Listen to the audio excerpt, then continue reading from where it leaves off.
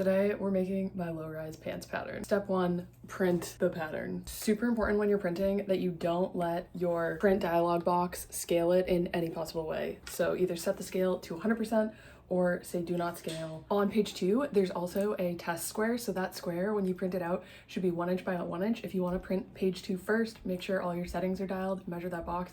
I would recommend doing that before you print out all 20-something pages of this. Next up, we're going to test our test square and confirming it is exactly 1 inch, so everything printed correctly. Now I'm going to put it all together. In the top right corner, there's going to be a number and a letter.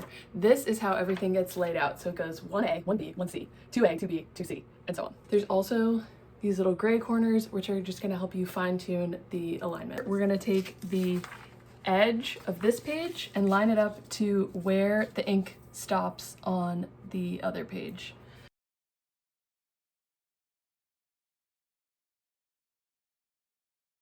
Now that you have everything taped together, take a look at the size guide. This is on page 2 of the instructions, and based on your measurements, determine which size you should be cutting out. Then cut out the pattern. Once you have your 3 pattern pieces all cut out, ready to go, you are going to press the fabric that you're using. This is one of the steps that I skipped so often as a beginner because I just wanted to get to the garment making.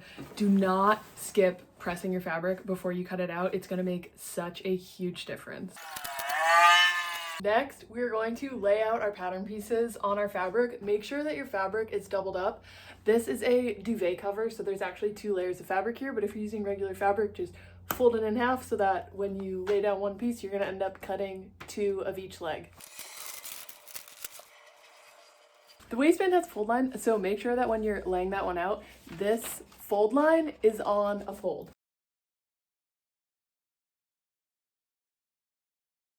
Once you have everything cut out, so you should have 2 fronts, 2 backs, and then a waistband, I like to press everything again. Once I have everything pressed again, I'm going to do a totally optional step, but I'm going to overlock all the raw edges. If you don't have an overlock, you could also do a zigzag stitch, or you can do nothing. We are finally ready to sew. The first seam we're going to sew is the side seam. So you're going to take a front and a back of one side. So I have my front correct side up, and then I'm going to place correct side to correct side of my back, and then I'm going to pin this seam here. When you're pinning, that you start at one end, and then instead of working all the way down, you line up and pin the other end, and then work your way towards the middle, making sure that you don't end up with a bunch of ease or a crease at one point. Now that we have our side seam pinned, we're going to go ahead and sew it at a 1/2 inch seam allowance. Very important that for every single seam that you do, you're locking your stitches. So that means that when you start a seam, you're going to go a couple forward, and then you're going to go a couple backwards, and then continue on with your seam.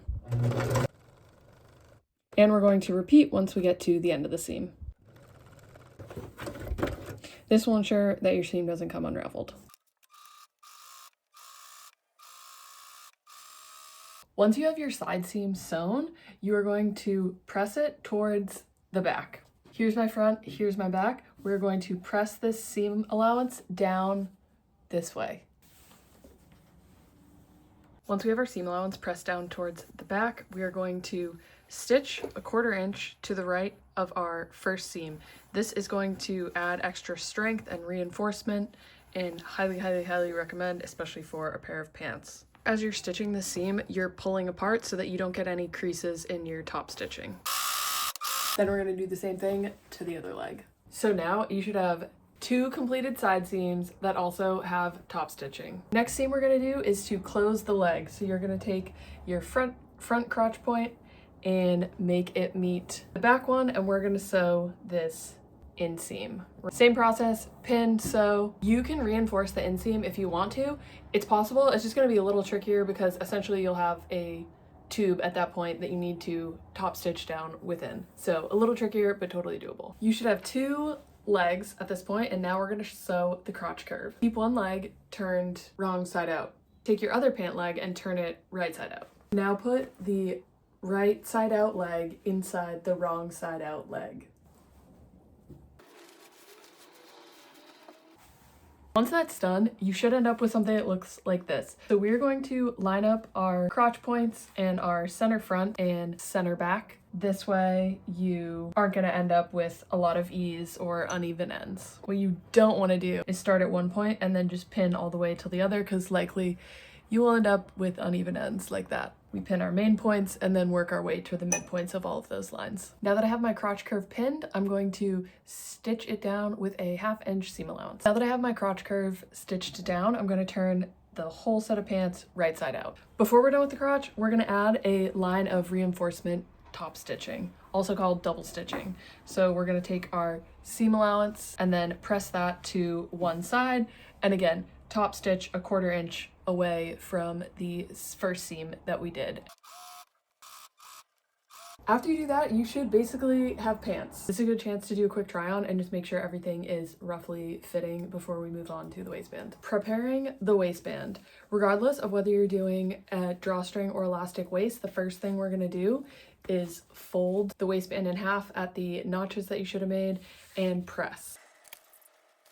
If you're doing a drawstring, then what you're going to do is find center front, and then 1/2 inch out from center front, you're going to do vertical small buttonholes on both sides. If you're doing elastic, you are going to take the short ends of your pressed waistband and you're going to sew with a 1/2 inch seam allowance here, closing the loop.